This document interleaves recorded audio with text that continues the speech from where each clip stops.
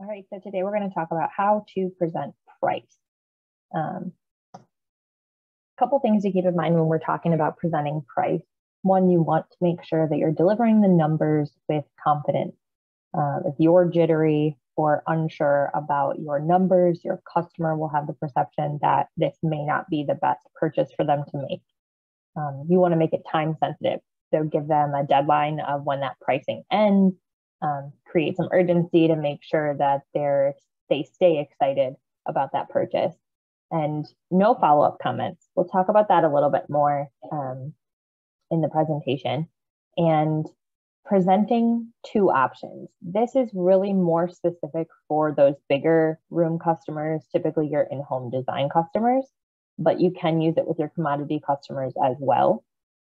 It gives them an option of which path to choose, more of an alternative close versus some of the other types of closes out there. And you want to make sure that you treat them special. We talk about that from the moment they walk in the door until the moment that they leave, and pricing should be no different. And I always use the presumptive close. I think that it works well when you're doing final pricing if you've built a good rapport with your customer. So delivering pricing with confidence. You want to present price, like I said, with confidence and certainty. It can be an uncomfortable conversation, whether you've been doing sales for years or this is your first sales interaction. But you want to make sure that your body language, your tone of voice, and your eye contact all portray confidence to your customer. Like I said, if you're jittery or your eyes are darting around the room, it's going to give the perception to your customer that there's something wrong with the product, there's something wrong with the pricing, and you just want to continue to move along through that with confidence to them. A couple of the other points. You want to make the offer time sensitive. Like I said, creating urgency for your customer can push them to purchase with you now versus waiting. Especially right now with the timelines as they are, we need to keep that excitement going and create the value of purchasing now versus waiting to your customer. No negotiations. So this kind of ties back into your confidence level, but you need to make sure that when you deliver that pricing, you're prepared for that customer to walk away if what they're getting is not what they're willing to pay for. You want to make sure that you're not negotiating and sacrificing the value of the product to compromise with them. Most likely, if you recreate that value and go through those questions and use their own words with them and say, you said you liked this. Do you disagree with that? Usually they're going to say no, and they'll come around at the end. Again, it may not be a comfortable conversation, but if you've built a good rapport with a customer, they're expecting to have that conversation. And so you have all of that on your side when you're going through not negotiating on pricing with your customer. No follow-up comments. So you may have heard before, you don't want to talk your way out of a sale. I've seen it many times where someone's delivering pricing and for whatever reason, they are uncomfortable delivering that price. And there's a pause after they give the total. Most of the time, your customer is trying to decide how they want to pay for something, if they want to take advantage of the financing, which credit card they want to use. If they get points on one, they're debating that in their head. Do they want to pay for it all right now? Do they want to put half down? All these different things are going through their mind. And so there's naturally a silence once you've given that number. If you're the first one to jump in, you may talk your way out of that or not give your customer time enough to make the decision that they're trying to make.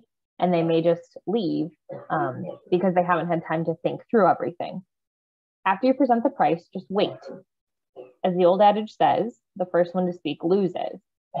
But again, most of the time, your customer is really just trying to figure out which way they want to pay for something, not if they want to pay for something.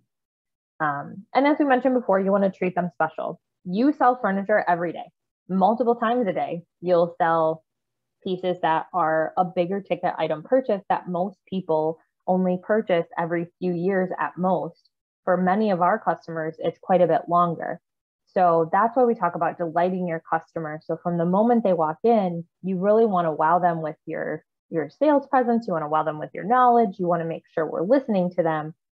Pricing is no different. You want to make sure that we make that part of the interaction also memorable and positive, so that they will keep you in mind apart from the competition if they've bought at other places or they're looking at other showrooms in the area. So when I talk about presenting two options, like I said, this is really targeted for your bigger ticket customers or your in-home customers, but it can work for your commodity customers if they're debating between fabric or leather, or if they're looking at, power, non-power, whatever that comparison is, that that they want. Maybe it's a little bit higher than the price that you were mentioning, but you can show them both of those and let them make that decision at the end of the day. So presenting two options can be something that works great. The full room price for in-home should include everything: tabletop accessories, wall art, all of the pieces. This is your customer's dream room, or if it's a commodity customer, their dream purchase. It may be a little bit over budget, and that's usually why you have the second option. If everything's right on the budget that they said, you're not going to need that second option. But it will give your customer exactly what they want or need. A lot of times we'll refer to the second option as a phase. So phase one pricing can be items that would start the upgrade off with a good amount of change, and then it still leaves some room for add-ons to be made in the future. This is definitely going to be on or below budget, but that gives usually your upholstery, sometimes tables and a rug, if you're doing a full room. And then they can come back and do lamps and artwork and tabletop down the road, or it may just be upholstery. And then you can come in and do phase two as tables, or phase three as, rug and accessories. It depends on your customer. But being able to break up their project into digestible chunks will get you higher close rates. And it usually makes your customer feel a little bit more comfortable along that process. When we talk about pricing, what to include in pricing. So you want to make sure you're including all of the things that will go into their purchase. As a consumer, I don't want to do math. Once someone's given me a price, I just want to hand you my card and move on with my day. So something to keep in mind is your customer doesn't want to do that either. You want to be the one to figure in your taxes. You want to figure in delivery. If you have any extended service or fabric protection, extended service agreements for labor, whatever it is, that should all be calculated in the pricing. And obviously any discounts. If your customer hears $1,000, that's what they're imagining spending. They don't want to add a penny more to that, since that's the price that you told them when they asked how much it would be. If you're presenting price without your warranties or without tax and delivery, you're likely going to struggle to close and or keep the warranties on this ticket. You'll have more objections to overcome. It becomes a less desirable process and leaves your customers sometimes with a bad taste in their mouth. So here's an example of a great way to present pricing. So let's assume that the total is $2,500, and that's including your tax, delivery, and any extended coverages, stain protection, etc. You're going to present it as your total is $2,500 or $208 per month for 12 months. If we're presenting that consistently, that total price and then monthly breakdown with however many months are available at their purchase price for your financing, it gives your customer an option, and people just like to have a choice. So you're kind of telling them, okay, you're buying this either way. Do you want to spend $2,500 all at one time? Or do you want to spend $208 a month for the next 12 months? It's not are you buying this or not? It's which way do you want to pay for this? And so it gives your customer the option. It reminds them that we have financing. And it's also a very passive way to, without insulting your customer, remind them that we have financing available.